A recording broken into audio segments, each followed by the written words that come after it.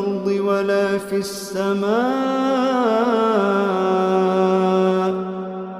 رب اجعلني مقيم الصلاة ومن ذريتي ربنا وتقبل دعاء. ربنا اغفر لي ولوالدي وللمؤمنين يوم يقوم الحساب. ربنا آتنا من لدنك رحمة وهيئ لنا من أمرنا رشدا.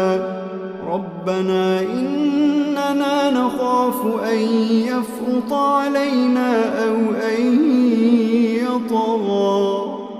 ربنا آمنا فاغفر لنا وارحمنا وأنت خير الراحمين. ربنا اصرف عنا عذاب جهنم إن عذابها كان غراما إنها ساءت مستقرا ومقاما. ربنا هب لنا من أزواجنا وذرياتنا قرة أعين واجعلنا للمتقين إماما. إن ربنا لغفور شكور. ربنا وسعت كل شيء رحمة وعلما فاغفر للذين تابوا واتبعوا سبيلك وقهم عذاب الجحيم.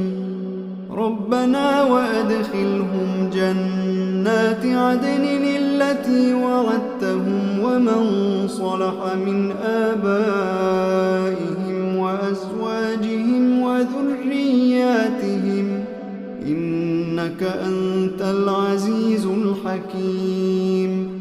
وقهم السيئات ومن تق السيئات يومئذ فقد رحمته وذلك هو الفوز العظيم.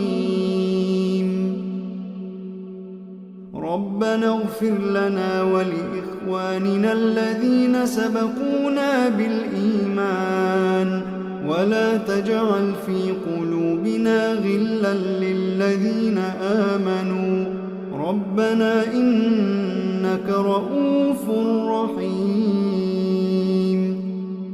ربنا عليك توكلنا وإليك أنبنا وإليك المصير.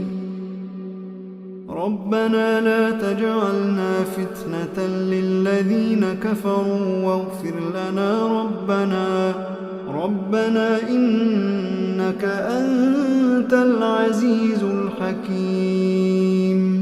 ربنا أتمم لنا نورنا واغفر لنا إنك على كل شيء قدير.